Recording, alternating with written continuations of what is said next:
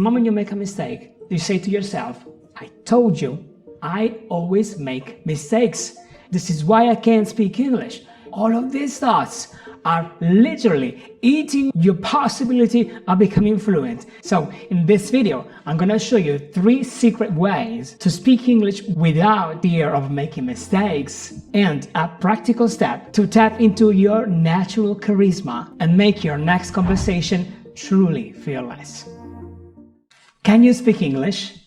I used to say so and so, and for years my English remained so and so. Because this very naive and simple question actually reveals your internal story, what you say to yourself that slowly weighs on you and gets you down and down this spiral. And it seems like something that you must say to everyone. When someone is asking you, do you speak English? You feel like compelled to say that you're not good. You're not good. This way the person doesn't get the wrong idea. This person doesn't actually start thinking, oh, he can speak English, so he can do this and this and that. You want to avoid that. And so you say, I'm not good. I speak it just a little bit. And though this might be true, this is actually really preventing you to first of all pass this fear, and of course to speak fluently. And so the first thing I want you to do is this is the first secret. The first secret is to forget about your story. But what does it actually mean? Forgetting about your story means forgetting about your past. Yes, forgetting about your past mistakes. The only reason mistakes happen is to learn from them. You see, the problem is that we know ourselves better than anyone else because we spend literally every second of our lives with ourselves. And so for that reason, we see all of it. We see all of the victories and the failures. And of course, what we focus on is the failures. For that reason, you want to forget about your past. You want to forget that yesterday you spoke with a colleague and you couldn't express yourself properly. You want to forget about that bad, stupid grammar mistake you made in that email yesterday or 2 years ago or last week. You want to forget about your heritage. I know, this is crazy. I'm basically telling you to forget you are Italian, Indian, German, French. You might probably want to press the unlike button right now, but this can be a problem. When we focus too much on who we are, on the identity we have of ourselves, if it's made of just speaking our native language for our whole life, speaking English feels something that is not us.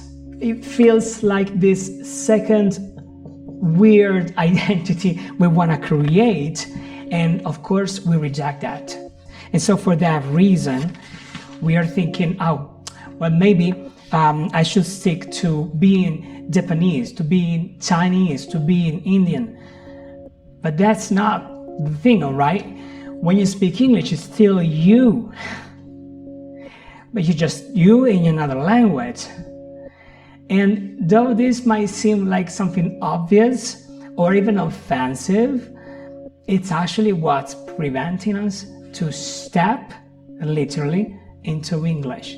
When you speak English, you want to forget where you come from. You want to forget where you come from. If you focus too much on where you come from, and I see this every freaking day because I live in Spain, and I'm not Spanish. See what I just said? And I'm not Spanish. When you do this, you put yourself in the position of someone who's outside. You put yourself in the position of an outsider, someone who's not in. Every time these thoughts come in, the thoughts that bring you down the spiral, there's something magical you want to say to yourself. This is just my dark side. Every time you're You're thinking, you see, I'm not good. You see, I can't speak. You see, I make a lot of mistakes. You want to take that. It's just part of your dark side. Everyone has a dark side. Yeah, everyone. The dark side is there because there's also the bright side. Okay? There wouldn't be any dark side if there wasn't any bright one. So you want to just name that, name those thoughts, name that thing as your dark side, and you want to step out of it. You want to step outside. You're not this guy, all right? You're not your story. Every day you're here to keep growing, to keep getting better, and it doesn't matter about the past. It doesn't matter about the past mistakes. As long as you take them to make yourself better, they don't matter. But now, forgetting about your story is only half of it. There's another half, which is even more powerful, we need to forget. And that's called judgment. The fear of judgment is real. It's something that everyone has on earth. Everyone, including me right now, I fear, as I'm speaking, a part of me fears the judgment of you on the other side watching this video. And so let's talk about it, because it's something very, very important. If we want to avoid having fear of making mistakes when we're speaking, we have to completely forget about judgment. In other words, we gotta forget about the future. You wanna forget about what other people may think about your mistakes, about what that means for the world at large. We all think that we are at the center of our world and everyone is watching us. But the reality is that everyone thinks that. And so basically everyone is self-focused on themselves, on their problems, on their life. And when they're speaking with you, they're not focusing on your mistakes. They're not there to judge you, right? Also, another thing we gotta forget about is the next steps. What happens after that? What consequences will my conversation bring? This is very powerful because many of us fear failure as much as fear success. What if I speak correctly? The other person thinks that I can speak English. Then I fear I may disappoint them. And so you step from a fear to another fear, from the fear of making mistakes to the fear of disappointing the other person, because maybe in the future we may make some future mistakes and the person would punish us for that. That's the number one reason why we can't see future opportunities in life. They are completely obscured by these thoughts, by the thoughts of judgment. What will other people think if I do this action? But now, let me give you a very practical way to fix this. Take out your phone daily and record yourself.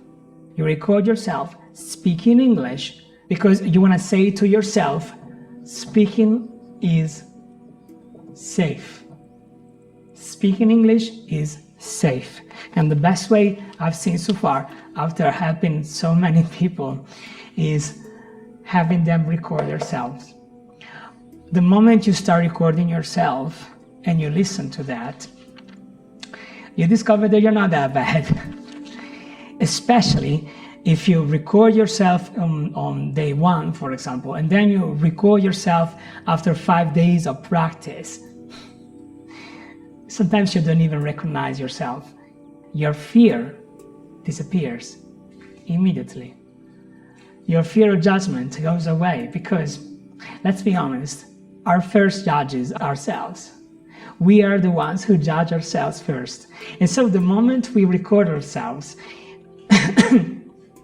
and we do it after a few days, and then we listen to the difference, we start thinking it's safe.